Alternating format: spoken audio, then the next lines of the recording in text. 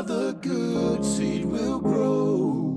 Where good seed is found, sister, keep on sowing the good seed. For some of the good seed will fall on good ground. The incorruptible seed is the infallible word. It bears fruit when it's planted in fertile earth. When you sow in the seed, some will fall by the way. The birds from the sky will come and take it away. These people listen, but they're not receiving. They show up just to be seen, but don't be discouraged, brother. Keep on sowing the good seed. The fruit of the good seed will grow. Where good seed is found, sister, keep on sowing the good seed. For some of the good seed will fall on good ground. In a field full of stone, no fruit can be grown. When the word goes in one ear and out the other, it's gone. Many people are torn, they're being choked by the thorns. Life is squeezing their faith, keeping them weary and worn. They get the good seed, but choose not to believe. And you cannot make them change, but don't be discouraged, brother. Keep on sowing the good seed. The fruit of the good seed will grow.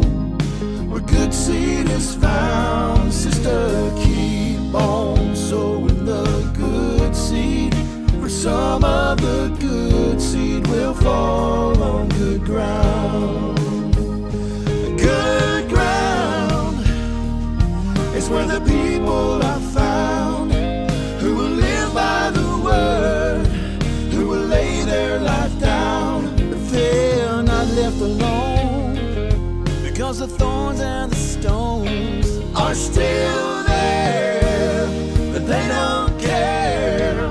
Brother, keep on sowing the good seed. The fruit of the good seed will grow. Where the good seed is found, sister, keep on sowing the good seed. For some of the good seed will fall on good ground.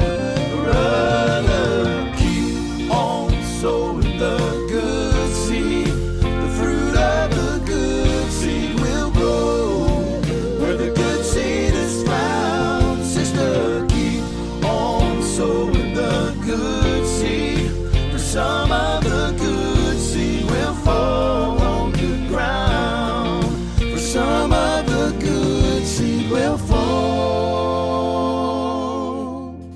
on good ground.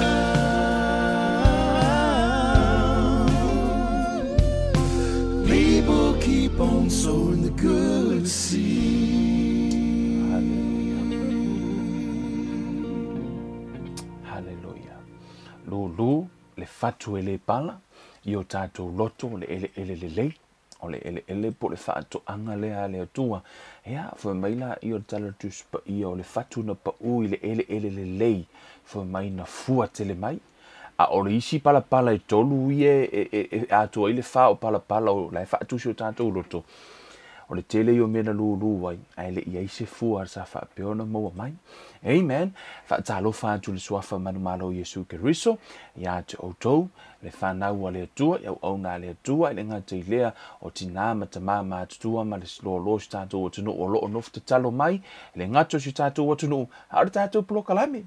Amen. Fa talo fa tu Kevin Ruiva le nei pe a fa o le fa to a e a fea lungore plokalami nei e le o le a mata ina tato Bible study e o le aso le nei o le aso mua le nei o le wa a matali alia ina ia tātou wa onga ia tūlanga tau tuspa ia ma fionga le atua lona winga se ilonga fo ia lai kingi ngai kausanga ka ko folonga ia fiafi o asolua ma fiafi o aso tofi tasi le itu lai valu o le afa peona fa tino ina ia tātou wa onga pela fo ona iai ia wa onga tausanga na mavai nei o nei tausanga o la paulo wa tātou iloa fa le atoa o te leiloa mea uma, i lei fo i se isi nā te iloa mea uma, o ani mea ua o iloa, o te whaasoa tua i whesoa soani, i lau sa valinga whaale anganga, o a fo ini mea o iloa, ia comment i whrunga le tātou page, e wha peona whaasoa le whanau o le tufa mai e tupu le whaatua tua i le tau longolongo, ia o le tua lalo le au ona nei, ia au e te whaalongo ina ia mawhai ona e whina wai pe te whaalongo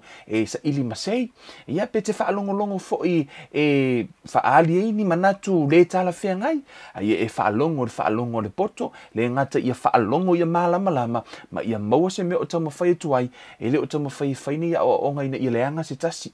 No, o le au nanga, ina ia mawhai ono tātou maua manui o le atua, mo tātou maua le atua soifua, pei fo i ono o whai atu, e le o whai a fo ina ia o onga ina ia o tau muli mai, i le mea o lau ke loku ai, ia po o lau e kālesia, po nisi no, i le o le awinga le nā, po o le aunga le nā na mafuali nei polo kalame, o la Yesu fo mai o tau o le malama o le lalolangi o tau, to ina mai tātou fo mai o tō atu tāla i le tāla lei ino uma le nei wa whaonga ina i le atua le nei foi i no platform ia po le social media tātou te whesota i ai ma maua ai ia le o onga i ma maua i foi manui o le atua ala i lana upu amen fo mai le fionga pa i ale atua tu se Roma e tupu le wha atua tua i le tau longolongo i le fionga pa i ale atua.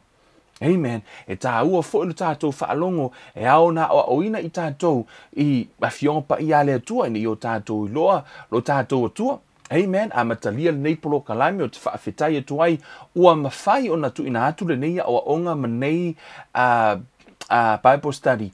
Ona o le Kevin Life Ministry whaatasi i mana paanga mo le sira fia su tātou atunu o lo iai nisi o lo whaapeona whai paanga mai o lo o lulu ma le ngaruenga nei o a vea fo i ma awala ia ua mawhai ai ona tu ese ina nisi o commitment ai whaapeona tu ina mai lunga whaatino ina ele tātou Bible study le mori tu ere whaafitai ma le whaamahalo i tātou paanga mo i lātou o whaapeona lango i lau misiona nei e le ngata le tātou Bible study a o le tele o vahenga a wale tautua ina o le tino Riso. Amen. Hallelujah. Mele sau mili me ole fa vela mai. O sau api ma sau penny. Amen. Ta ua ia ona e mafu ona o mana o i fa atino ino tato Bible study. E sau penny ma sau api e te tango e fa maua i lalo. Ina ia mafai ona e to e fo i tu e te fai tau. Aua nei e tali tonu ona o fai atu ai. Aia e tali tonu ona na e fai tau ia. Tau mana tua fo i fafine fo i lena fetau i mai Yesu i lungo lea. I lungo le vaipuna. Lena la tu Yesu fai ai e no e ko akele au kangela ai au ka malo fo ngai ki luongo fo i le so to lua. Right? O i le fafine la na tfamatala le tuspa ia na tala no ia Yesu. Waru le fafine wa tala ia i fo. Yesu tolo no. Ina walu le fafine le tau i nufa mai o mai e or kangaka le o mol perfecta na ia tau ina uma mai lava me fa tau ia tau. Fo mai la i o tangata ia. Fo mai wo fa longo. Ina wo fa longo wo to e fo i mai o mai lo fa le fafine le fa mai uo matou tali tonu. Ele ona na e fai mai ai. Ai ona na matou fa longo ya matou ia. Amen. The Bible says come and taste that the Lord is good. Amen. Awani e tau nona e whaalongo i le sua malia o le askulimi. Hei, hale whaakausa o askulimi o le sua malia ia. Amen. Aua fo e te whaalongo i le mānei o le Faamatalaina ole Atua. Aia e taste oe i le lei o le Atua. That's the main point. O le mea pito e sili le nā o le tā ua. O lo tofo i le manuia o le Atua. Amen. E se le whaamanuia ina o loto i le upo le Atua. Malana a fionga. Amen. E peo se vai malu. A o le teimi e tate oli ai. What a pese. A o le teimi e tate vai ai pa wo o fo i teimi wa foi ua lu itau i foi le ai foi ia lu itau o le folaunga o le upo le Atua e feso di mai e fa malo si mai ana le ai le upo le Atua e le lopo fermi o ilo tolanga nei taimi fa pena foi o te lo ana le ai le upo le Atua se manu le lopo o fe o ye lo langa Amen. Le tātou te whaafetai ai I le atua, whaafetai le atua I lana upu. O le isi tua o te fia a watu I fo I le amataino o le tātou awa onga. O tātou iai le soifuanga o e lunga o le tātou social media. O le tele I o mautala ese. Tele I o mea o lo tutupu o lo o whai mea awa onga I lunga o social media, o tala o news ese. Wa e leiloa. Po o fea le mea o le a e tali tonu ai. Tele prophecy fo mai nisi o le a umalau langi lea taimi ma lea taimi. Amen. Ana whaapele ai le tuspa ia se manu e fetoso inga so lo tātou le maua o onga. O le a lama le tele ni prophecy ma le tele o nisi o vaenga o tele o whai atu e lea o ngā. No, o lo iai prophecy mai le atua. Ae ia whaapea ona e alu lava o I lau tuspa ia. Ia awana I fetoso a ina o e molo talitonunga. O lo I totonu o le tuspa ia fionga pa ia le atua. O le ala le nā, o le a whaapea ona toi amataria le tātou awa onga. Ia lea ia, tui lola I o lo ofua onga ringi. Lo ofua onga. O le a tātou tatala noa I le a fionga pa ia le atua. Amen, tātou talo. Le tua mātou tamavi ia la ua fio wala au atu I lo wanganga. Fesosoa ni mai lo ni tangata vai a o mātou a oina la ua fionga tama. Tama a maia upu I lo ni ngutu o whaata I ta inga whaingo fio na malama. Ta tala mata o lau whanau ngā lue lo wanganga. O fia lava le meo lo I Father, minister to them in Jesus' mighty name. Unveil the scripture, Lord Father, and I ask you for unction and utterance, Lord Father. Tama lau upu whaau uina, ai mese lea awa oina tama, awana I awa oina se ina lau whanau. A whai o yeise me le mai ate o tama, ia e tau fio lau whaiva awana I o tautalai. Ai a whai fo I o yeise me tama o te tautala e le tu sahai mo lo whinangalo tama, ia e a tau fia le whaalongo a lau whanau, awani o lato langona. Tau o mea mai la o fio e langona e lau whanau. Wha maua lalo le au na I o luma tama. Tu ina atu lo nei tangata I o a awa lofa. Se e alofa ngia ngalue lo wanganga. Wha o ngā hino se mea whai ngaluenga. E whawhanga maha o a o ina lau whanau I lau upu. Ono le suafo o Yesu Keriso wo ole mawala au tuaine. Amene ma amene. Hallelujah. O leo wa tātou iai o le amatanga o le tātou Bible study. O le tele na tala noa ia Paulo o fo ia Yesu na ia tā ua. O lo tala noa Paulo ma ia tā ua le atua e le vaia. Ai wa o mana o ai tātou tele I o hatu I le tele o a onga o tuspa ia. E tele na make sense le tele o vaenga o tuspa ia. Pea o na e malamalama I le whaavai o le atua. Pe a o fo ina e malamalama I le atua. O le atua, o le poto ma le malamalama o le tangata, e le mawhai ono ia Faamatalaina le atua. E le mawhai e upu mangangana a le lalolangi le neipo o le ngangana le lalolangi o na Faamatalaina le atua. Mea nai alina fai mai polo wa tātou I loa wha le atua sea, o na le mawhai e le malamalama po le poto o le tangata o na Faamatalaina le atua o I o le anganga. Ai wana o ni nai vaenga wha le atoa o le o tātou I loa. I le poto ma le ata mai ma le whaalinga mai le atua o le o tātou I loa. Ai no tau I loa fo I le tala polo I tonu momoko I nito sfuma tolu, sfuma lua. Na e tala no I polo fo mai na I loa le tangata naru le langi. Fo meno le tala o le tala no tu tele niso o tali tonu o la lave tala no polo ia te ia. O ia naru langi fo mai no o I loa le tangata naru le langi.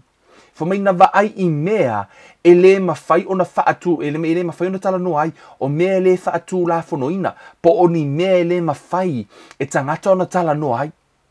O lona winga, e iai mea o la e le anganga, e le mawhai e tātou pe le I whaatu la fono, pe le I au mea se whaatananga, tātou te tau te tala ai.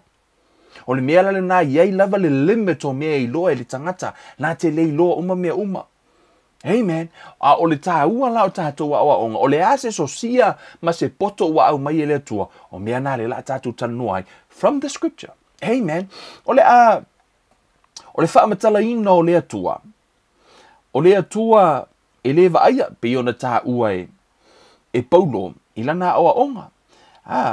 O le la tātou atu mua lava. Si tātou wa aile. Mai le fiong pa ia le atua. Ia, se a o onga mo I tātou e haono tātou I loa hai.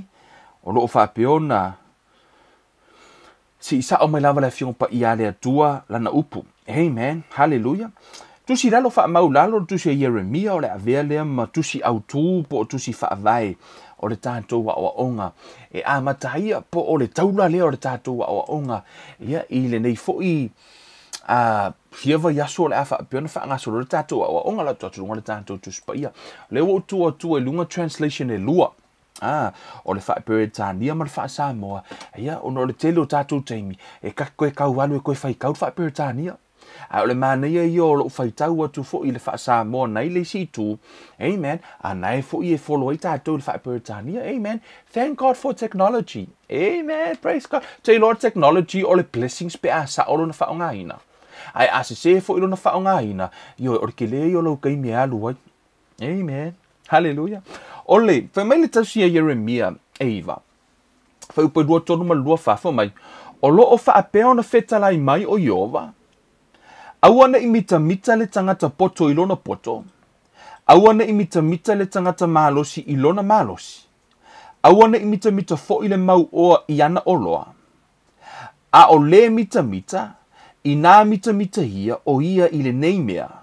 Ina ua mafau o ia, ma ua iloa ha. O a lava o Yehova. O le whaia le alofa ma le wha masinonga, ma le ami o tonu ile lalulangi. A wā o mea ia o te fia iai, o lo o fetalai mai ai Yehova. Ina ua mafau o ia, ma ua iloa hau, o au lava o Yehova. Fa mai le tala po le fetalai ngā le atua, aua ne imita le mau oa iana oloa. Amen. Tatutoe atua I lunga. Fa mai, o le ufa apia mai fetalai mai Yehova, aua ne imita le tangata poto ilona poto. Ma ai lau degree na iai. Aue te mita I lau degree. Hallelujah. Aue te mita hai. E le fefere ki Apollo I sau degree. E le mawhai ona e alu whapewa I o mai I sawa onga kuspa ia wa makuai e ngofo ma le PhD o Divinity, PhD o mea kau Theology, PhD o a lava Sociology ma mea kau Ology. Po a lava ngā mau PhD, e le fefere ki Apollo. E le mawhai onga e graduate me se Bible School e lako whare ki Apollo, Devo. Ma ai lo PhD. Wa ai le maua lunga au tinga ye, wa ai ti man ko ai me o mau degree le ngai. Si back off. Ke le mala malama au degree. E le popole le ti Apollo. E le ofo I fo le atua, I le maua lunga o so degree. E le mawhainga e laku I le atua, vai le atua, vai le degree na, pe le atua, wow. Wa maka ukia se wakali isoli. Aka se maanga I o lau degree. E le ofo fo le atua I so degree. Po le a fo ile mata uti o lo poto o iai. E le ofo ai le atua. Amen. E le ima se ofo ai foi. E ofo ia ke au. O ke le ofo foi so poko. Ia. Fumana tala tuspa ia. Awana imita le tangata poto ilona poto. E le ofo I metuspa ia le tangata poto. Faafetai ile atua. Pe afe utato maua le poto. Amen. Faafetai ile atua.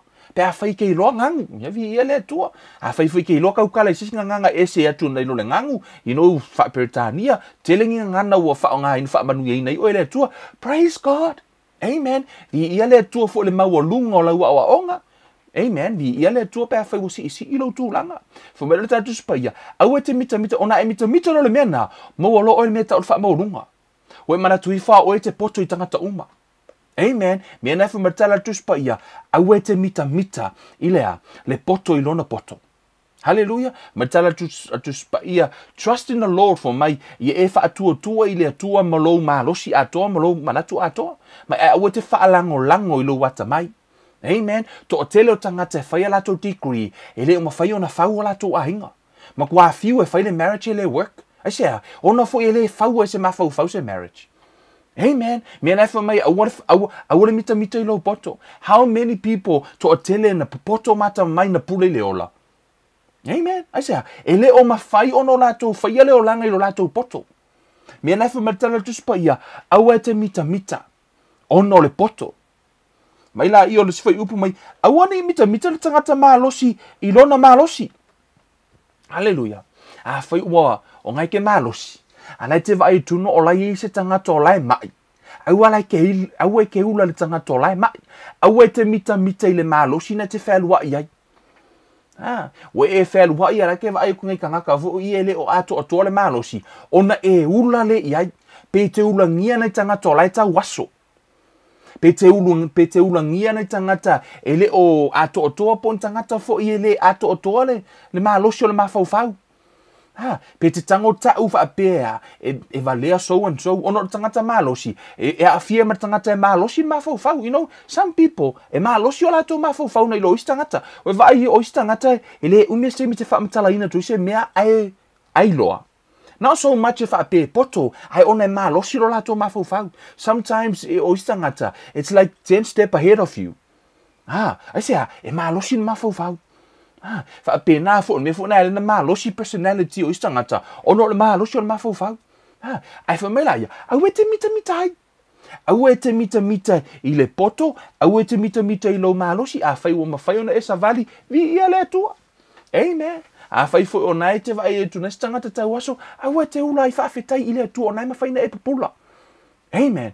Au te mita i lo poto au te mita i lo malosi. Fa mela i o lesi vaenga. Fa mai i le malosi au ana i mita fo i le mau o i ana oloa. Hallelujah. Au te mita i mea o e mau fa pe fo lau ka vali.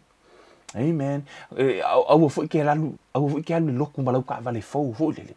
Ki nganga e laku fo lele. Ai ke manga o ai ka o ku ka ngaka lau ko e kalesia. O oe ai le ka vale fo le o oe e le Ferrari le ke laku ai. Ponga o oe e le ka vale lua fe lua su kasile ngai. O e mita po ua e au sia o e tangata mua lava ua mua fa akau ko fale lau fale fo me ka umar ko e kalesia. O e maua me eu lima. Au e ke mimika ai, au a fo te mimita ai. O le a fionga le atua, le fai mai, au le mita le poto i le poto, au le mita le malosi dona malosi, au le mita le tangata, te le ana mea ana oloa. O mea umalava ke le au kupe le bank mea umai nei, au ane e manatu wa e sili ai leisi tangata, au ane e manatu o tangata wa tele mea, o sili ai o kangaka la le wherua irunga le wala, no. Amen. Au lava ni o tatu manatu fa pena fa mele tu spaia a o le mita hallelujah o le mana ia yo tu spaia pe fa tau nei e fa me au te fa le melea ai ta o me te o le me fa. Amen. O le mana ia yo fa tu anga tu spaia fa mai au te fa le mele fa mai ya o le ngoi au te so ngoi ai alu su esa nga wenga ki fa nga wenga. Amen. Na ta o tu spaia fa mai au fa le melea ai fa le melea. Fa pena fo tala tu spaia lau foi mai au te mita i lo poto au te mita i lo malosi au te mita i o loa ono fa mo lunga me na fa mela ia a o le mita ina mita ia o ia ile nei mea ina ua mafau o ia ma ua i loa hau lava o Jehova tasi ale mea tato te mita ai ina ua o tato i loa Jehova a fai e te i loa Jehova. O le tele la o vaenga pito i sidi ona taha ua lea le ina o tau mawhai a vea le whai upu le whaavai. O le mea le ao ia o e maa o le ata li o le atua i o tātou i loa mua Jehova. Whaafewheo na tātou i loa le atua. Amen. O whaasolo ina lola i o le o onga le la tātou i o iai. Ona o le atua lea. O le atua lea le na tau Yesu wha i loa. Amen. I tutono le tusia Ioane. Hallelujah. Io tātou i loa Jehova. Hallelujah. I tono tu se Ioane ro mta upu mua. Fa upu sfulmal vad.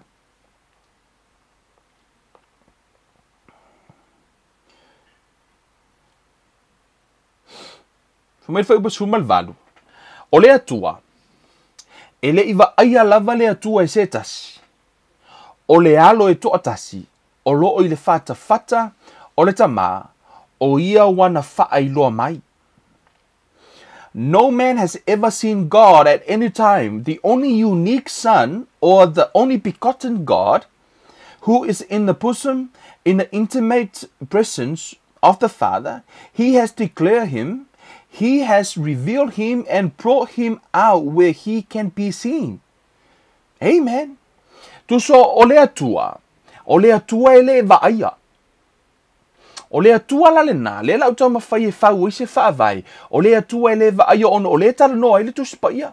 O le tele o taimi, o le image o le atua i o tātou mafaufau. O tātou mafaufau uma o le atua i le tino lea pe o tātou. Whaape whailo na tino. Let me tell you something. Awana e mafaufau o le atua e whape na. O no lefa melitus pa i o tātou na whaia le whaatu so le atua. O tātou na whaia le atua, na sa whaia i tātou le whaatu so le atua. O tātou o lana whanau, we are his offspring. Lai tano tus pa ia. O na mafaufau ale o le stangata whaale tino. O le atua e se fulu ona tamtama i lima, e whailo na tino pe o tātou. O vaenga umo o tātou tino, iei vaenga whape na o tino le atua. O te whape atu, aua tātou te mafaufau whape na. Amen. Ono ole afa apea ona limit ai le atua. Ono o louva ai le tino. E te fia ai, right? Hele te mea mana o mea lo tino lo fia ai. If you put God in that, orona e tango tu le atua ina, na e fa apea la e for ke me fia ai le atua. E le fia ai se atua. Amen. Ono lo tino, hele te me tupu alu noa, lo tino e toe ina. E le stanga to lai mafofo o le atua e toe ina singa le ulu, faila na ava. Amen. Ole image na ole tua. Lai le mafaufau o tangata. Pe no fai atu. Va ese le mafaufau na ono nai fa ale tino. O nai te tango tu ule tua i le image fa pena. Ai ole atua. Famatala tu spa ia. Mena la na famatu spa ia awani o tau fai se fa atusa. Amen. For mai awani o tau fai lava se fa atusa ole atua sia. Because there's nothing. Ele ai se mea. E mafai ona fa atusa ina le atua. Mea nai ala ina ti ngā pe matua i le tala whea ngai, ma a vea matua la whono i le atua. Don't you ever make an image of God, even in your mind. E o lava i lo mafufau, pe te le i fausia se whaatusa. Aua te fausia se whaatusa se o le atua i lo mafufau. Amen. Ea, e ala le i lo mafufau, o le atua e whaapeo na winga ma, whaapea. Amen. O laua e faua le whaatusa o le atua. Ona limit ai leo le atua, po ua le mawhai e le atua nea. Ona o le whaatusa nei lo mafaufau, e a fo ino le me engata. E le aise ola mai, e eilo na limitation. A o le atua, e le aise mea e whaatusa ai. Mea nei fo mai rita la le atua. I am the great I am. There is none like me. Amen. Le aise ise pei oia. Le eise se lunga atu, le eise se lalo ifo, ma ele eifo ise se mawhaina whaatusa tusa lia, i le atua lea. O le atua la le tutala noa ai, o le ule tala noa i le atua i le halo, le la utala noa i le atua le tama. Amen. A o na solid le tātou foundation, o ai le atua le tama, o na maa whailo la i o na tātou wa ai. I tu tono tuspa ia, o le atua le tama, e le wa aia. Amen. E le ise sina wa ai i le atua. O le atua la tama, o le atua le na ele iwa aia e sesi. E le ngata ele iwa aia e sesi, e o ofo i a ngelo le langi, la to te le iwa aia le atua na. Se i o e ele te mi alu el tato and I will show you the scripture, le winga e mafu ino ufa el tala na, e o i a ngelo le langi, la to te le iwa aia le atua le tama. Amen. Ono le upartus pa ia. O Yesu, he is the manifestation of the Father. O ia leo le sui va aia o le atua. Amen. E le iwa ai la se si le atua le tama. Na o Yesu wala va ai. A o fea o iai le atua. Where is God? God the Father. Le atua le tama. O le atua la na le tira tano le fea finne. Amen. Le tau fau o tu tatu fa vai. O le atua le na. E le va aia i mata. Amen. Le alina tala noa tus pa i oia na whai o tātou talinga. Lono winga. Fo mai oia na whai le talinga. Le tala noa tala mo iwa whawha upa whawha mai. O le na whai le talinga e le langona ea eia. Fo mai o le na whai mata e le sila atu ea oia. O le atua na whai talinga ma mata. Na te langona uma mea uma. O e la unga le whai. O le wha langona o ile atua. E o ofo i mea whai po a umangi me. O la ino uma ele atua. O la tiro. Tiro e te sea, o ia na whaia karinga, o ia whaia mata. Amen. Le la utala tala noa, i le atua le tātou te au na iai, le atua le na whaia le langi maralangi, fo mere tala a Ioane fo mai le whetalai ngā Yesu, e le iwa aia lava le atua e se tasi. No one. Fo mai ora, o le alo e toa tasi, o loo i le whata o le tama, o ia wana wha iloa mai o ia. o le atua la tama, o le atua ele o vaaia, o alualu tātou tātou pero whai atu, a we te whaalongo ina ia e whinau, ai whaalongo ina ia e malama, o a fo ini au whesiri, o le atali nisim tātou pui loma tu, I will show you from the scripture, morto o telo i tātou na mafuta mai le telo tātou awa onga, I always confirm thing with the mai le fiong pa ia le atua, amen. I to tonu tātou o mo mua tātou tatano i le atua lea, amen, ono o le atua lea. To mo mua i le, amen, I had to go ahead of myself e tau mawhai e vali me le ata le o le atua. Tusi ngā luenga. Ngā luenga o lona mata upos fumar fitu. Whai upe lua valu. Amen. Whai mai le tala le whai upe lua valu. Awa o ia olo ola le atua. Nele o vaia fo mai awa o ia olo ola ai i tātou manga o yoi ai olo o iai fo i tātou talu o ia. Amen. Fo mai awa o ia olo ola ai i tātou manga o yoi ai olo o iai fo i tātou talu o ia. Na mafua ona mingoi lo lima mai ai le ola ono olai ola le atua. Amen. Hau tanga fai se whaata i tainga. No tō mata le ato fo ilele o le tamami return. Oi, o le laka o le tamami ia. Te lo le aka nga o le aki whanga mua nga o vai o sau kama le o the rock. Le nga sau o ia le scorpion. Tō mata le ata le nā. Nga ia ila ukamanga le mami le nga le sa fai pe a fai na e mata le ata. Lo tōng fai whamatala se ata. O le ata atoa laval nga, e le mami ngai au kua e lau kamanga sa fai wha mami. E afu ngole me, e au kua le haka, o ia nā le na fai ma sifio le haka. O le mō makua i umako ai ngā ka mawhai ngā kai whasioki e lau kamanga, i kongo laka e le oki. O ngā o ia le ngā, o le ngā mafu inga whiola uma mai le ami vo le ko a kele, o le whamkaranga la ki whanga, o lo le leia le mea ngā whamkara ki whanga, e sola lea o ngā, leisa upanga.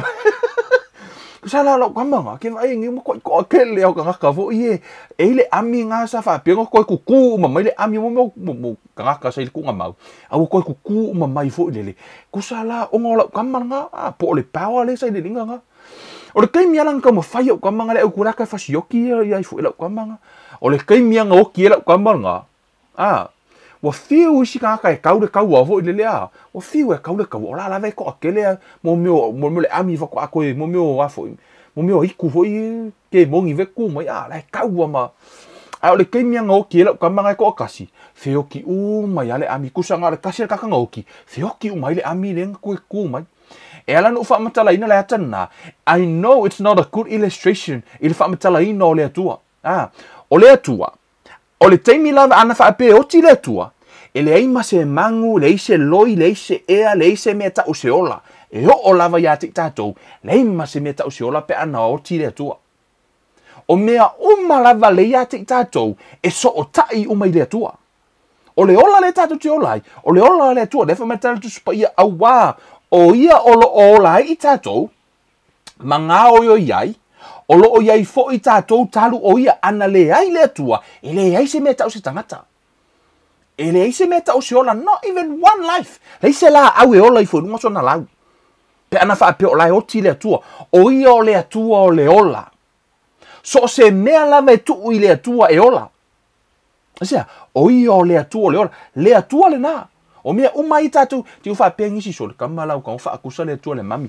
Le ai o le nature le ale no Faamatalaina. Amen. Te tatu whata te tora tala fo le la Yesu le na whai mai o le sau le atali o le tangata e pe o le sau o le ngaoi le po. Right? Tango le atua au mai le nature o le ngaoi e whaamatala ai le sau o le atali o le tangata. O tātou i lo uma o le ngaoi e le o se mea le lei.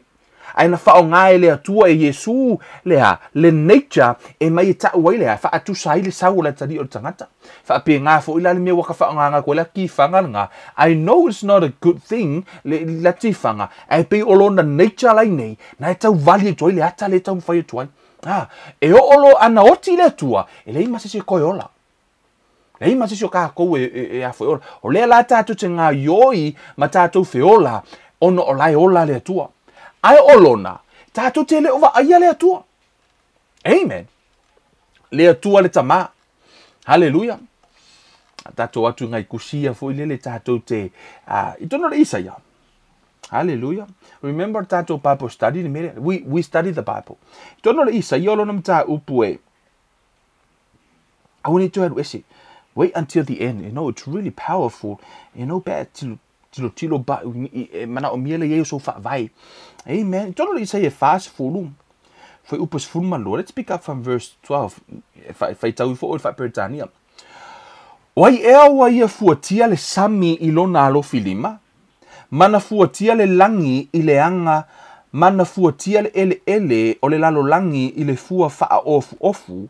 Wana fuatia maunga foi I le fua.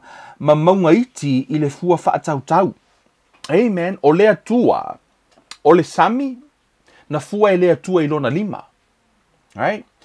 O le langi le te vai tuai fofuanga I mea like e koi mo meo fetu o le la o le masina fa mai na fua e sia e le atua I le anga o le mele ta o le anga mai I e o I o le mea na ta o le anga o le a o le atua na tanga o le atua fua ai le mani moni e o ma le temi nei o la vai kau kilo ka ngaka e kau mawhai e su ele loloto o le atua le foi le ngata o le mamao feku o la vai kau su e pangeka ke le foi mai o le la e fa popo fa fia afe la langi fa ko ama or ke le o le la de ke le o le la le ke le o le masina fiu la kau fiu isi scientisi e su ele alu ana I le mamao la o le si fetu e le o mafaino la to fua sia ina le te le o le fuafuanga po le universe amen ele o mawhaino ona yeise fua le laulangi nei e fua I nai e mai na tango le atua fua I lona aao I le anga o lona aao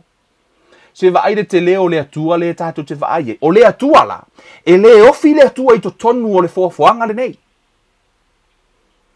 e le ofi le atua I to tonu o le galaxy ia po o le universe lana fua e le atua le universe I lona lima o le atua la tama o ia o tam le atua le ola e le ofi to tonu o le fuafuanga e le ofi fo I le atua I to tonu o se taimi amen he is timeless e le o yeise taimi o le atua pe no fai atu e limita tatou upu e whaamatala ai amen o le atua o ia na fai le taimi you know pe o le afo o le creator o le afo o le iPad lea amen o le tangata na fai le iPad o lai fafo o ia mai le iPad right fa pe na fo I le atua o le atua na fai le taimi o lai fafo le atua o le taimi o le atua la e le aise meta o se a present future po se past tense I le atua e le aise me fa pe na I le atua everything e present I luma o le atua e le aise meta o se past tense I le atua that's the best way I can explain it e le aise me se tau se tua na ima se luma na I le atua asea o mea uma I to tonu o le atua o mea uma o I am limited with words as whaamatala I le atua o le atua la I to tonu o fionga pa I a le atua e o le atua tama e le va aia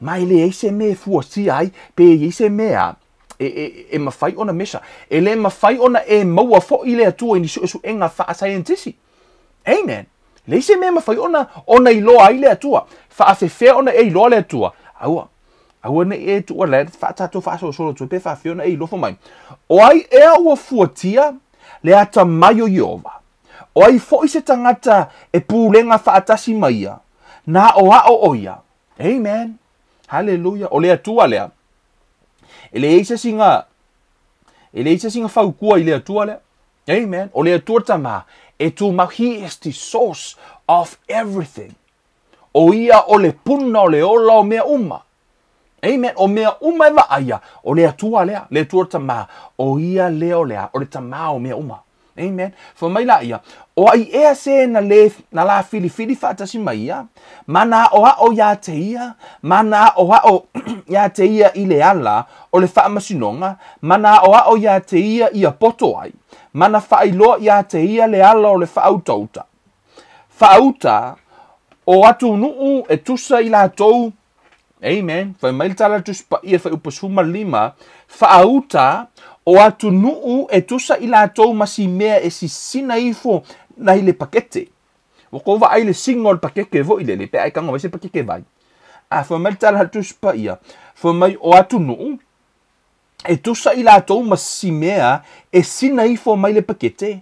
E whaatatauina i lātou e pei o le fuefu i le fua whaatautau. Whaauta na te si itia no utūtai e peisia i sina mea ni i lava. O le vaaia le atua ia Amerika, o le vaaia le atua ia New Zealand, e pei lava o le sina vo i lele i mai pakete. E pei lava o le fuefu. Amen. Hallelujah. No wonder na lai no fai mai le atua he ia kaevika. Fa fenga e fai se fale o ke ofi ai. Amen. Ele i se fale ofi ai le atua e o alalangi. Ele mawhai wa vai o alalangi e fai le atua e pei o le fuefu i le vaaia le atua alalangi. Amen. E pei lava singa mo me o nuu uma. E fai marita la tu spa ia e pei lava o le singa. Se vai le vaaia le atua ia kungu uma me le ngei. It's nothing. Amen. Matuale ai se me fa tu salia ele te leo le atua. Le mata utia ma te leo le atua le tatu te au ona iai. Hallelujah. O le tala le na le Faamatalaina le na. Fo mai na ia fuasia le vani manimo i le anga lona a ao. Fo mai le tala iopu fo mai o le atua le vaia fo mai na saua le atua pasi o te leiloa. Na toe sau fo i o te leiloa. Amen. Tala iopu. Fo mai na saua le atua te leiloa sa le kua pasi ko e alu o ke leiloa le atua. Asia. Ele mawhai na vai ele tangata le atua o le atua la. Ele mawhai la ona e maua le atua ini su ena wha scientisi po oni wha tena kolosi.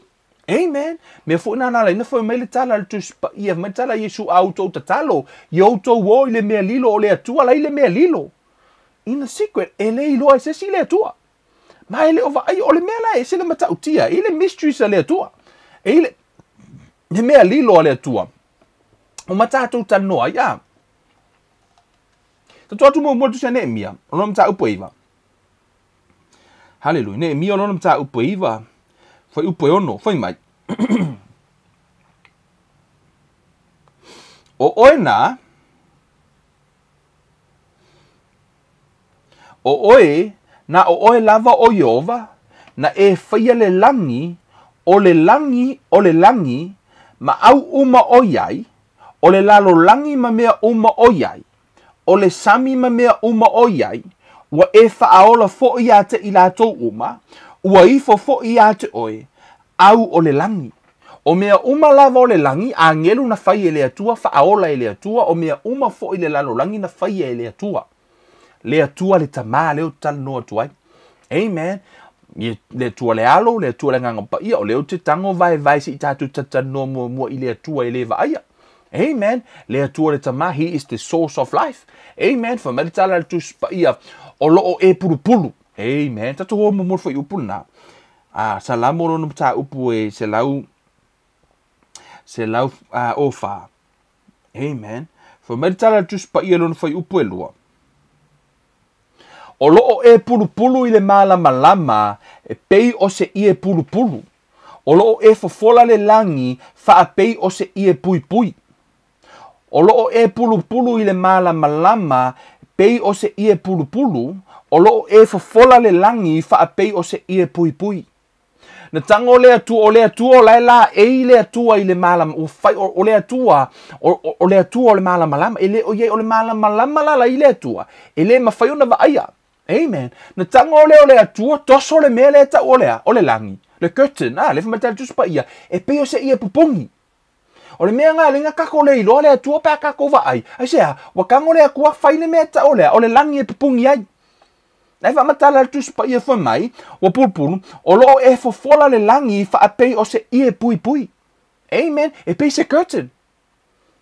Wa tango ai tango koso le curtain foi lele. E te no foi totonu. O na toso le curtain foi lele i alai te totonu. O tō wa ai le mamalu o le atua. I totonu o le paia ma le paia o paia. Sa iai le ie le sa fa peona pupuni ai. Le mamalu o le atua. E le mawhai ona va ai e sesi. Na o le osi taulanga le na alu totonu. I le fale feta whai nai le ata o le whenga tuai. Ona toso la i o le pupuni. E aisea, e le mawhai e le atua ona. E le mawhai ona sau le atua pe amatala le pupuni le na. Lona mafua anga. E whioti umalava tangata pe ale i le pupuni le na. O le mele na la ina fai e le atua le pupuni o le mamalu o mamalu. Aisea, e tau fia lona mamalu mai tangata. Amen. Fa pena fo ila ile tulanga na ile fa fata fai na vai ina ile atua ma ia faia le vaenga e sau wai o ia ma ia faia e ia le me sau iai sea ele ma faia tangata ona faia se me ona o le atua ele ma faia ona va ai e mata. Amen. E yelo na mafuanga le la tato atu vali tu tato fo mai la ia o lo e pulu ile mala malama o le atua o la ela e ile mala malama o ia o le atua o le mala malama fo mai la io tala tu spa ia mai wo ia tango faile le mele na va en ole langi wa faile ma mo fai ma curtain fo ile po wa fai ma pupuni e pui ai longa winga so se kemia ke va ai e lunga le langi na we lo le me wala ina ele lo atu le atua ai se amen na fa matala I tono tu spaia hallelujah tato wa mai la ile fo ile tala e tolu la me pe no fa atu ele ma fa ona tato fa matalaina pe ma fa ona experiencing ele fo e va ai ele tangata le atua amen le ma fa ona tato ilo yo tato mata fa le tino a ole atua e ia na mysteries pe ile me lilo ole atua fa mai le tala le tu spaia o tatou fo me o tatou ole malu lea ole atua amen ole mea lilo lea e maku ai fiu ka ko mafo fau e fa vasenga le feta lainga lea le atua foi mai o nai no foi to tonu ya te tatou le atua ele ofi le langi ele ofi se mea ai ofi ko ngia ka ko it's a mystery ole mele ma fai ona ilo o to fai taule ile atua lea fo me tala tu spa ia tu singa yopu foi mai o ia na ia fuasia ina le mamafa le ea weva ai le ea e manga vai kokong makua I fe kau I matala fea nai le o ke senge tapo dioxide o lava nisi mau site mo meo ea ese foi le e vai inga uma ele atua amen oxygen o mea oxygen o mea uma lava o la uma na vai ina ele atua amen le e tala fea ngai mo oi ma le e tala fea ngai manu ma le e fa o ngai le la au ma isi e mo uma na vai le atua o ina e tatou te ilo ai o le atua na ia fuasia ina le mamafo le ea o tau ilo fo I maunga fo mare tala le tuspa ia na ia fuatia fo ile mamafo maunga le ise o maunga uma le ngei nga kango le akua fua uma mamafo le maunga o vaia pole ako inga mamafa le maunga o vaia e o lava ya Samoa na fua ele atua le mamafo Samoa fo me tala tuspa ia na ia fuasia uma e o le pala na fua uma ele atua mea uma lona mata utia nga kango I fua uma mea ka ikasi amen how many of you know God is a God of order amen na ia tango fua uma lava na mamafo lea mea e o lava fo ile pongisa fo me tala tuspa ia na ia faia le no foanga e no fo ile pongisa o e lor me ngo fo ile pongisa o te leiloa mo ki ngoa e ke leiloa le ma siso ka ko ngai loa afa mai na fai ele atua le me no for pongisa e o lava fo ile au e o fo ile a I matangi fo mai na ia fai no fo anga no fo ai se va ile le mata uti o le atu o me nei o le fo anga le atua e le malama ile tangata me la ina ona fai mai le atua sko ingo yopu kuilunga se kali me ka fesilia o fenga e ke mingo o fai ai le fa avala lang fenga e ai o malo le fo anga lang o fenga se e kalime a pe ala nga ke lo ari yopu ngal ku yopu fa mai e se kala matuale lo a po le ele lo tali ese ele se sili atu lo na poto ile atua pe se sili atu na malama ile atua amen le se tusa ona ole atua ele mafai ona maua ile te le va ai o interview se sili atua I lunga TV amen pe va ai o faisanga Facebook ke lo ke mi ke va ai ko fo ele ai ele atua ele maua la le atua I mea lai nei ele maua fo ile le atua ni emotion mangi feelings ma mea lai nei no amen o le atua fato ava ai lava matangia mo tu matala tu spa ia mu ye lo to mora wa la to te lo atu le atua o le atua ele lo ai lo tangata nei amen there is a way tato te lo ai le atua o la lai ma fau uma tangata he o foi lava ia te wasola no ma fau uma o le lo o le va ai o mata no ele o le lo le na la no tu spa ia o le va ai o mata amen o lo I lo le tu le la tato tata noi nei fato e lo le atua fato ai lo le atua I le experience o le whanau fo wino o le tangata ina ua whanau le tangata, o ina fato a discover ie le tangata, le atua i le mea lilo. Amen. O tō mana tua le whawhanga wha maina whaia ie le atua le langi ia whaia le tangata. O na mānawa le ieo le atua o le mana vaola. Ina ua uma o na whaia le atua le tangata i le amatanga, na tango i ma le atu, na alua i ma le atua no fo i tutonu. Le na mafu ina ola le tangata. Wa fo o tātou na ala na minoi o no le atua. A o whea lau tutonu le tangata lai no fo i le atua, o te le iloa. Paua le mea le teimi tātou te iloa ai, le iai o le atua. O le teimi le tātou te whioti ai. Le whamatala tuspa ia, e to e fo ia i lava lea, le pala i le mena sauai, ai fo i le anganga, pe fo i le anganga mai le atua i le mena sauai. To e alu le mea mai le atua, ai to e fo i le pala le mena iai, o le mistress le nai le uloa tangata, pe wha awhewhea o na iai le atua i tōtanga, whako ai loa kangaka le keimi o ti ai.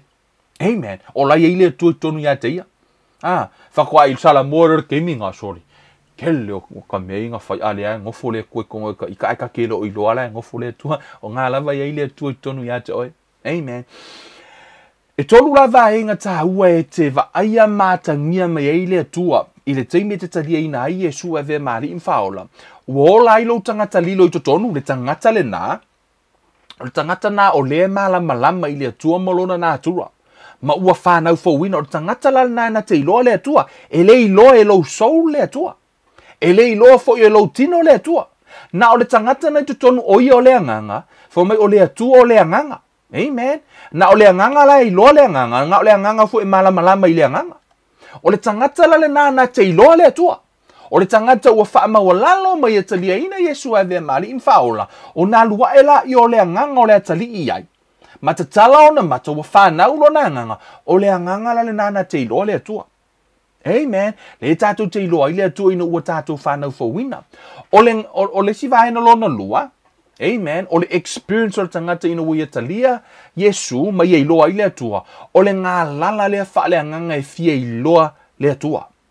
He to a tele fo i le le teimi lava na whanau whawina o lātou loto, e inisi fo le au uso mtua whawhine tātou Bible study, o le teimi lava fo ina whanau ina ai o lātou anganga, wa ngā lala lava wa fia malama, they want to know more about God.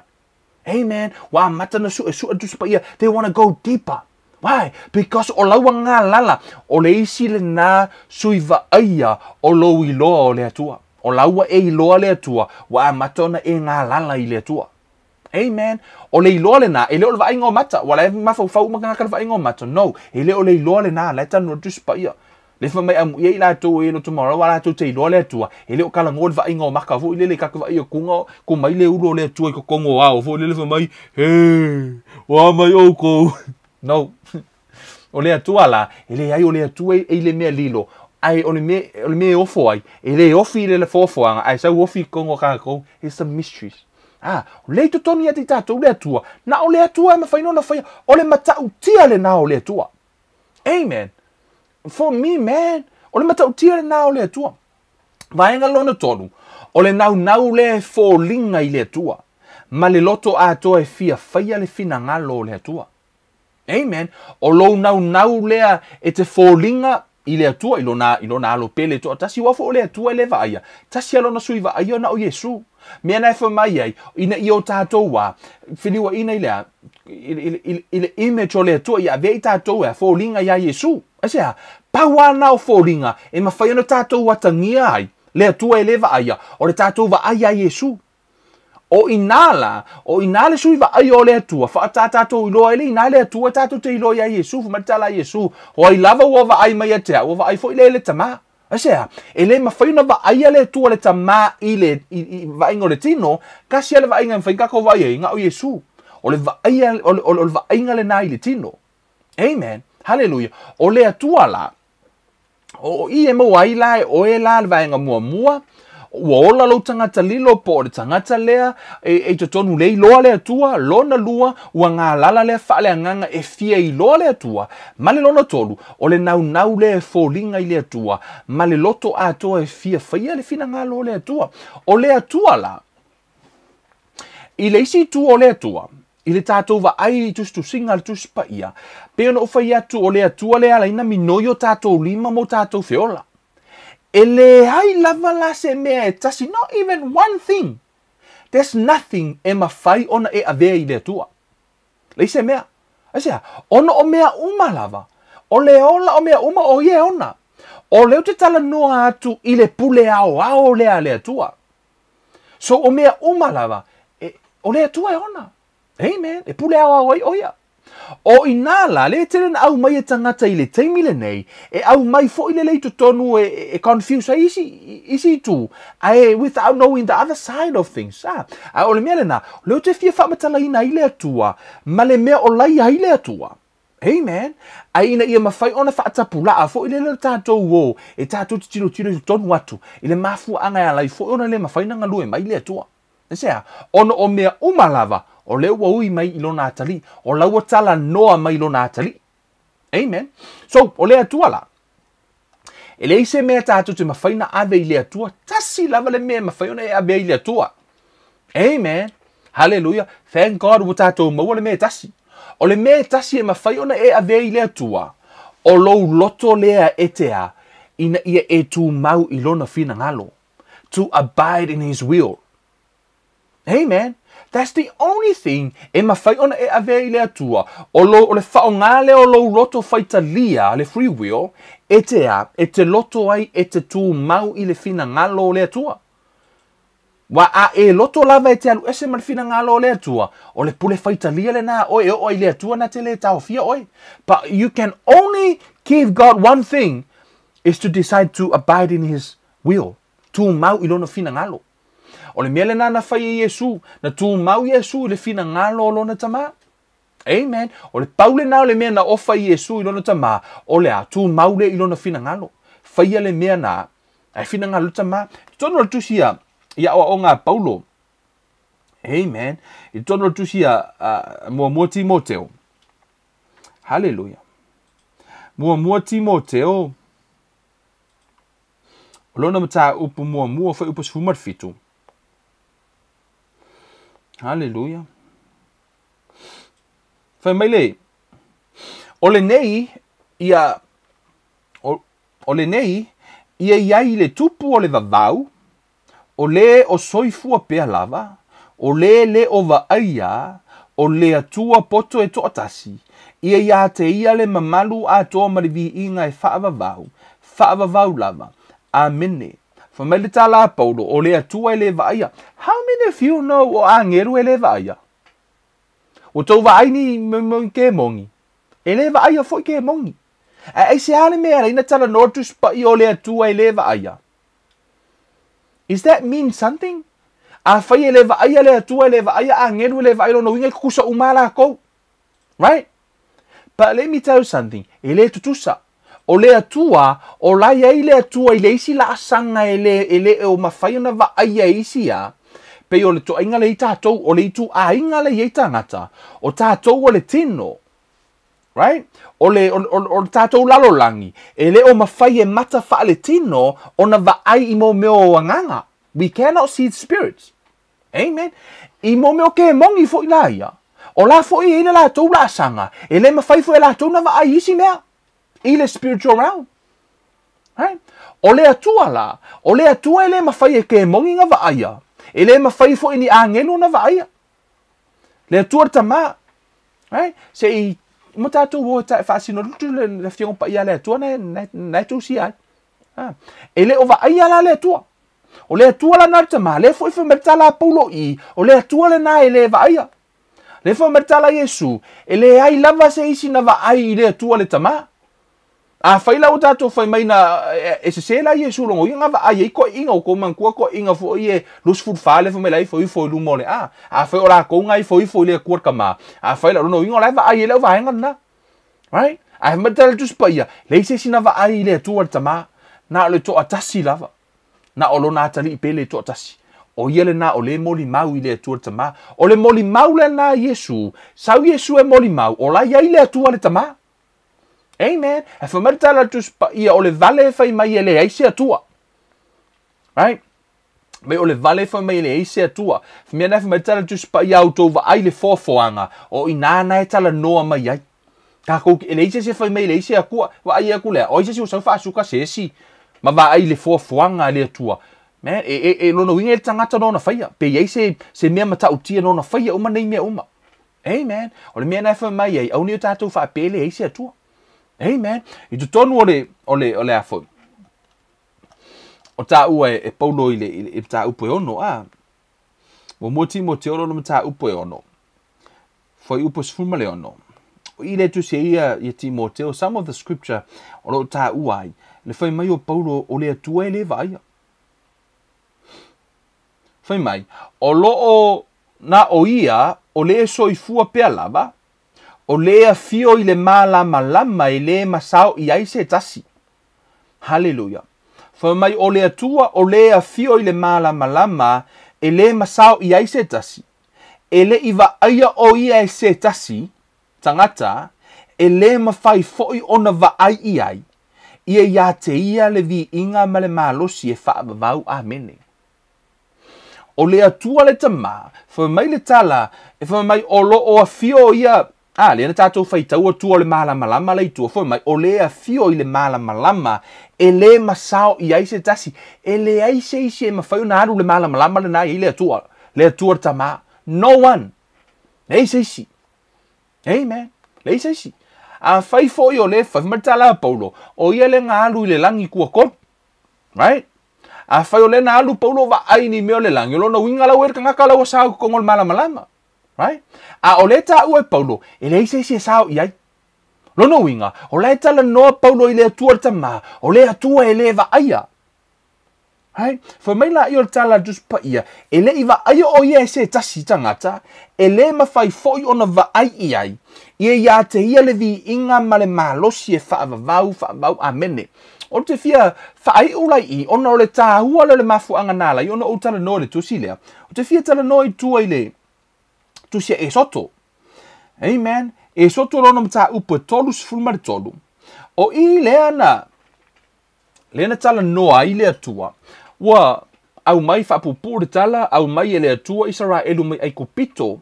A ua le mawhai ona tau fia le whaitio ma le angasala o tangata tangata Israelu i le atua.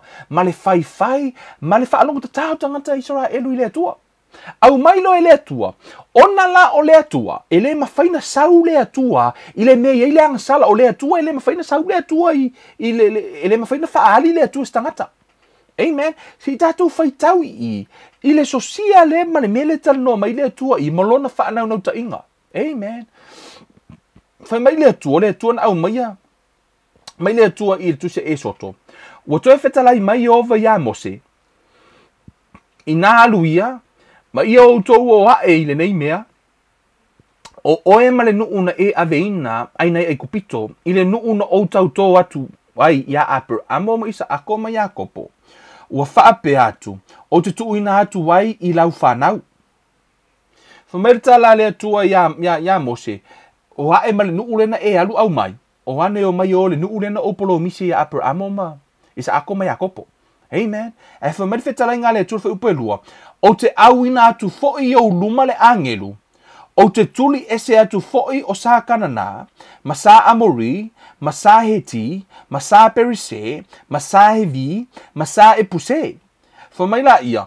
O le nuu lea. O lo o ta whea le sua susu ma le meli. A wā tātou te leo a e ma outou. A wā o le nuu outou wa maha alewa.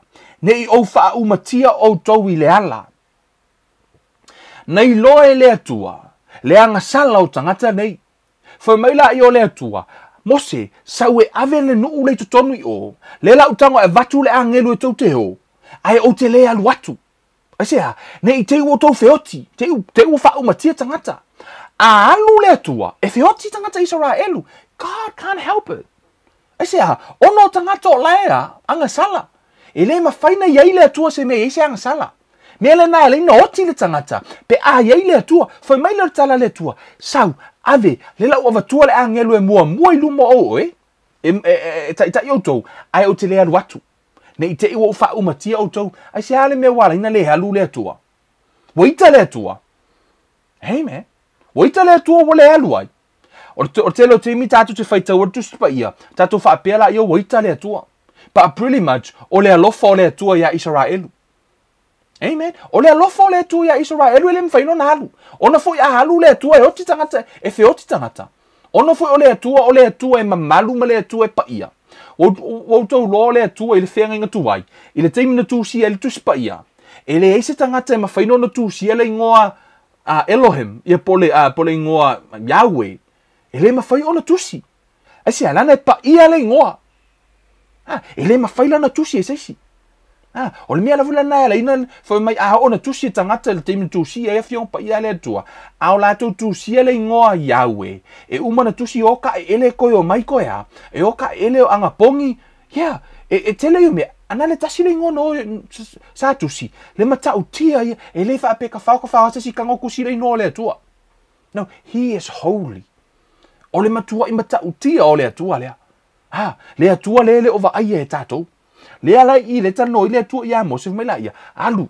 Ai le mwhaingo o watu. Fai tau o le tala I a fo. Whaasolonga ma le tala fo mai la ia. O mose, wa ave e ia le fale ie. Wa whaatu wai e ia I tala atu o le tonga la wapi. E vāvao ma mao ma le tonga la wapi. Wa ia whaingoa I fo I le fale ie o le whaapotopotonga. O na whai e I lea o I lato uma. O e na sa ili ya Yehova I le fale ie o le whaapopotonga I tala atu o le tonga la wapi. Wa alu mose ave le fale ie whaatu I ele o tutonu o tonga la wapinga. A wa ave ese le me wa ave le fale ie le whaatu wai. Ai sea, ele mawhaina sau le atua I tutonu o le mele I tangata Israelu le fale ie. Ele mawhaila na toe nofo mose I tutonu o le mele I tangata Israelu. A sau I nale atua e feoti uma tangata. Aloa mose ave fale ie tu I tu atu ave ese mai le mea lai tonga la wapinga ina ia mawhaiona alua e ina le atua e le alua e le mea lai tangata sala. Amen. So wa mata tatu va ai mai I le na turo o le atua e yei le mea turn up ai le atua e yei fo le mea le turn up ai le atua. A tonu na te fiu e te wala au I le atua e le o turn up I se mea ni tapua inga po alava ni mea. There is a reason. Whawhetai le atua e le o turn up le atua wa ele te me turn up ai I ke o turn up ai mua ises. Te uafa ina I fo ises. Amen. A o le ngalua mai le atua. Tātou te iloi fo I lea. Le mata utia o le atua le tātou te au na iai. He le whape kako ka fau. Kako me kako wala au I le atua. A ilo iai se tātou maftanga ma le atua pe o mose. Le ala o sau le atua. O le mafua anga le na wala ina alu mose ave le fale ie. Ave ese mai tutonu o lea. O le mele ye le mamalu o po le mele ye le tonga la wapinga. Esea, e le mawhaina sau I le atua. Ai wa ave I o e alu wa e le atua e la te tala no ai. Esea, ona a sau I e feoki umatangata I one of the reason ala I ona whamai le atua. Halu, homa ave kangaka, lela uwa kua le angelu, ai o te le alu atu. Esea, ona a o alu atu. O te wha umatia o tau. Wha pēnā fo ilai I, he le mawhaina sau le atua tonga la wapinga. A sau le atua, feoti umatangata. Ai sau le atua alu I o. Fai e mose le fale e se mani mele na yei fo mela ia. A o ina alu atu mose I le fale ie. Ona tutu le I lungo le nuu ato uma ua ta itasi matu mai I le fai toto o lona fale ie. Ua la tau turi matai ia mose ina se ia uru atu I le fale ie. Ua uru atu mose I le fale ie. Ona I foifo ai lea o le ao whaani utu. Ua tu fo I le fai toto o le fale ie. Ona whetalai mai lea o Yehova ia mose. Ua ia ua iloa ele nuu ato uma o le ao whaani utu o loo tu I le whai tuto o le whare ie. Ona tu lai lea o le nuu uma maifo atu ai e whita I to atasi I le whai tuto o lona whare ie. Ua whetalai mai fo I ova ia mose o loo whesa ngai lava whaapei o le tangata o na tautala malana wo. Ua whai atu mose I le tongala uapi a o lana au auno Yosua o le atali o nuno, o le tau lea, e le I alu ese lava o ia I le fale ie. Whamai le whai sumalua. Ua whai atu fo I mose ia Yehova. Nana ia I o le request. O ila le la tātou whai tau wa I le tāu o le mta upunen tātou tanoi nei whamai. Ua whai atu fo I mose ia Yehova. Sila mai, wa e whetalai mai ia te au ia o aveina ha ele nu nei. Ai te le I whailoa mai, po o ai e te auina mai ma te to lua. A ua e whetalai mai whaapea. Ua ou I loa oe I lou lava, ua ou I loa oe I lou lava ingoa. ua alofangia fo'i oe e au. Ole nei, a fai ua alofangia au e oe, ia e fai loa mai ia te au lo wala, ina ia o i loa oe, ina ia alofangia au e oe, ma ia e manatu o tangata le nuu nei. Ona fetalai mai leo Yehova, ta te o atu lava ma au o te avatua fo'i le mapusanga mo oe. Amen, ese le maa nei o ngā rue ngā mose na fai. Na sa tu mose fai mai na e fai mai o ke sau le avele ngu. Ai kere i fai mai po oinga. E makeo. Fai mai le tala mose. E le ma fai ngo o waru pe a e le alu. E le ma fai na mato wo pe a le. O lai nau mose i le atua. Anga o kupua me ia i fo i tangata Israel. Amen. Fai mai la ia. Ona tali atu lea o ia te ia.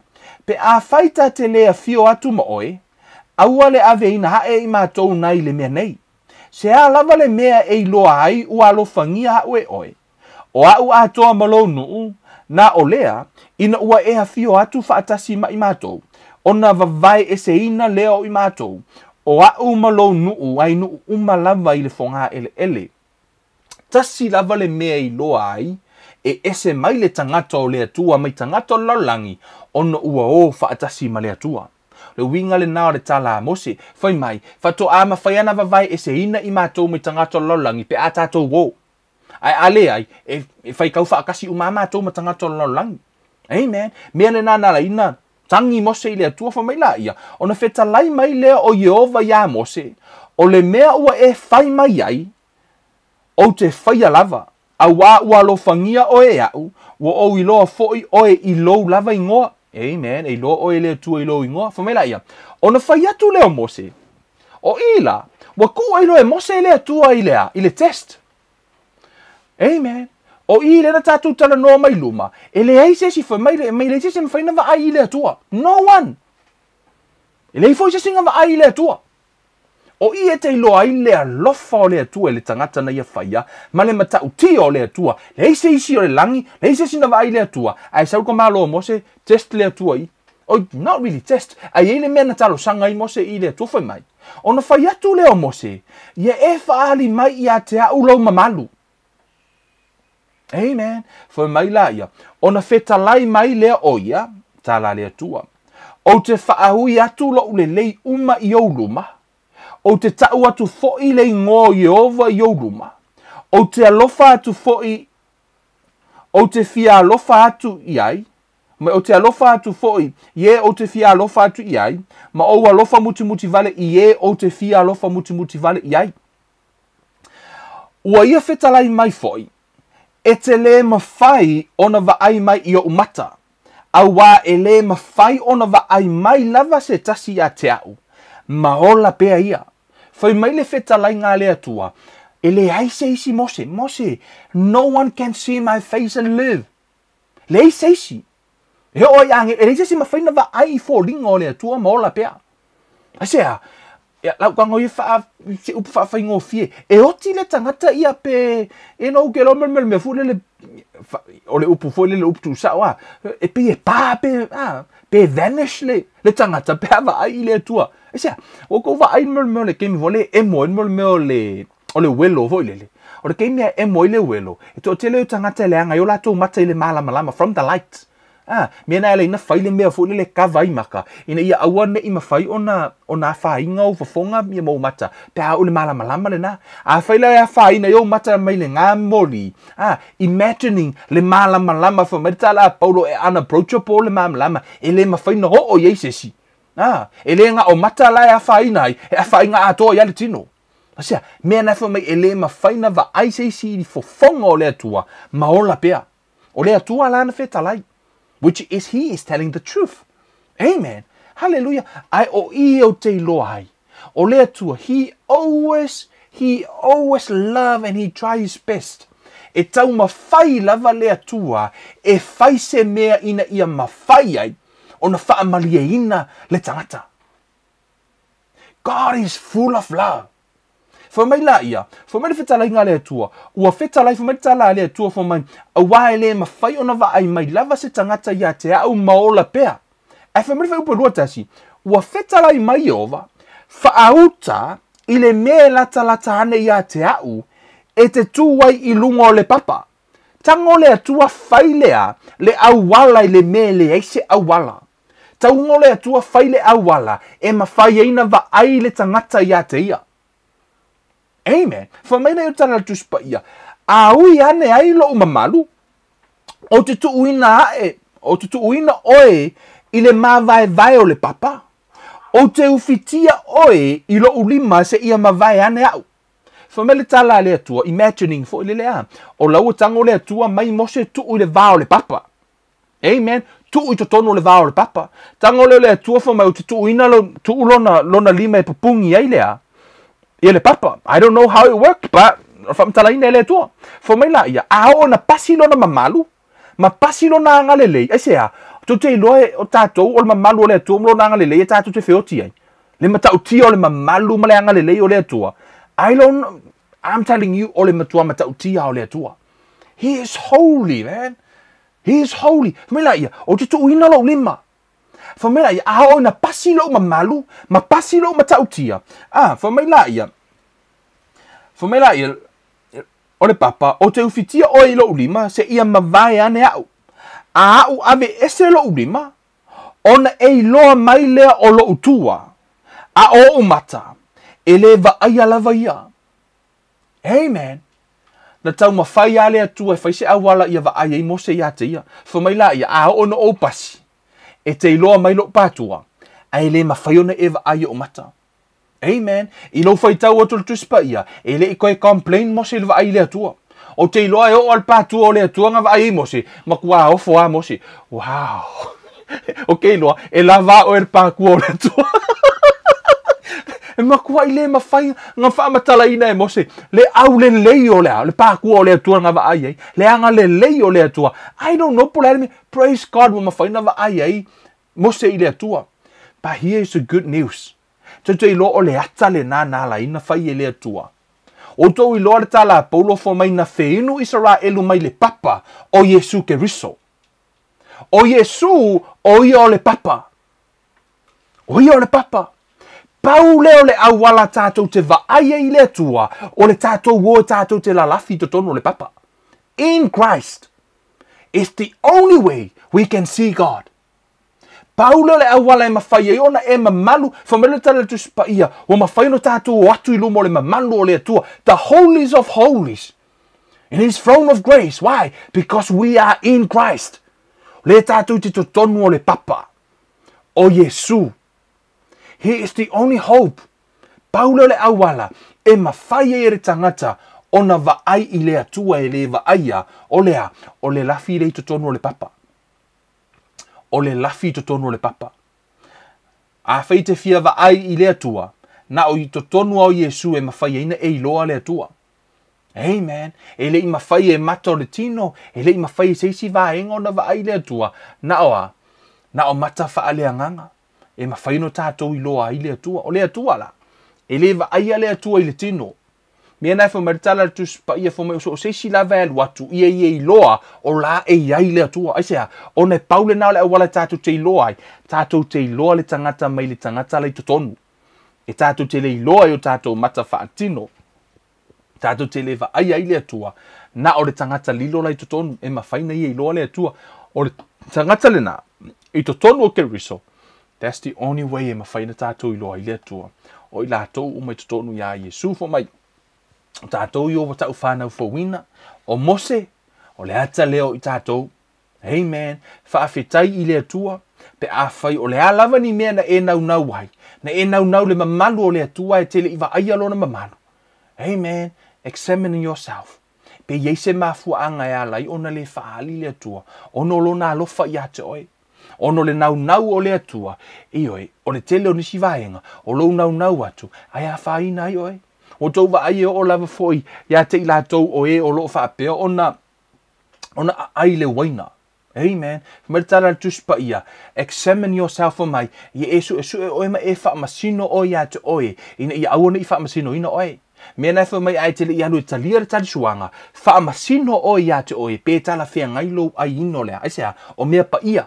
So se mea pa ia lava, a ele whaamasino ina lo tangata, e umai fuai whamatala tus pa ia, o le mea le nā ua mamai ainisi, o le mea le nā ua whioti ainisi pa umamoe ainisi. Nesea, ona lātou te le o whaamasino ina o lātou o tangata sala, va aini me o anga sala ai, e repent ai. Mea le nā wala ai, ono wala ia, ai le tala suanga ma le tala whiangai. Fa pena foi la a tono na te nau le mamalu o le atua ai te le o whaamasino ina lo tangata e te tango e va ai lo tangata po o tala whea ngai le tūlanga o iei lau savalinga whaaleanganga i le teime sau e le mamalu o le atua o ngā whatia e oe le mamalu o le atua. Amen. O e loa le atua. A e fie loa le atua only in Christ. Na o to tonu le papa tātou te malu ai. Le tua le mātou te mā o amataina le mātou o ngol whaavai o le tua e le va aia. Ia whaapeono mātou va aia mātangia i le mātou sāvalinga. E ala ia Yesu Keriso. O ia o le ala upumoni ma le ola. Peona wala au atua mose whailoa mai o wala i o mātou iloa. Le tua. Whailoa mai o wala i o mātou iloa. Ia e tu wina i mātou i tonu le papa mautu o Yesu Keriso, lo mātou wa lii ma lo mātou whaola, ia mawhai ono mātou i loa oe, i o mātou i loa atu oe, ma lo matautia, ma lo wanga le lei, ma lo siri ese, iaso uma o lo mātou fo. Langu whaamanuia o e tamā, a matali o le mātou Bible study, le nei tau sanga, ia mahea le nei tau sanga, ua mātou i loa, ua siri lo mātou i loa, ma le mātou maftanga malaua fio, nei ma se ia ho i le whaavavau lava. Amene ma amene. Hallelujah.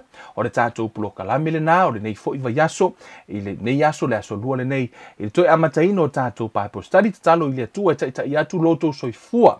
Ma lo nei yola, ia i se aso mua, i le tātou folaunga, ia mawhai o na tātou wa o ina pia no whai atu, o na o se whaavaile nei, atou ne tele ni show fesili, a o tātou tala no, o le tātou tele tala no i ngoa o le atua.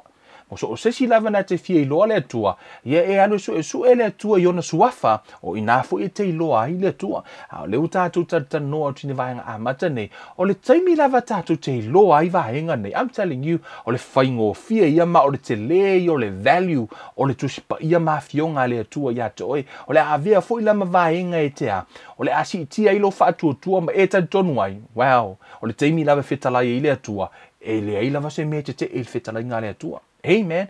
A o le atua o ia o ia le ola le tātou te ola ai. Amen. Tasi le mea mawhai ono tātou ave i le atua o lo tātou loto le tu mau i lona finangalo. Whamanuia le atua ia te oi sa moa tātou wheloai i le aso tofi, le tu lai malu, le se tātou Bible study, e tu so ino le tātou mata. Opu mo temi nei, o Kevin Uruiva le nei, alofa tele mo oe, whasoi fuaia.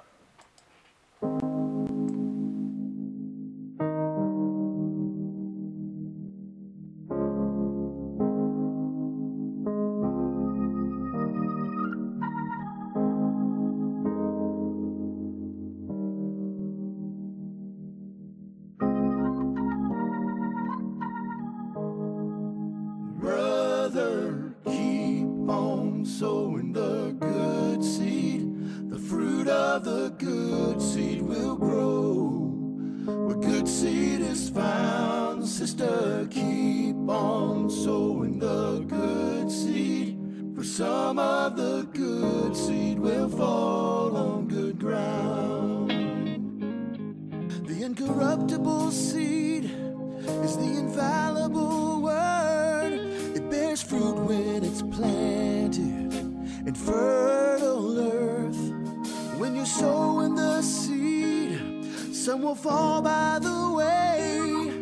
The birds from the sky will come and take it away. These people listen, but they're not receiving. They show up just to be seen, but don't be discouraged, brother. Keep on sowing the good seed. The fruit of the good seed will grow. Where good seed is found, sister, keep on sowing the good seed. For some of the good seed will fall on good ground. In a field full of stone, no fruit can be grown. When the word goes in one ear and out the other it's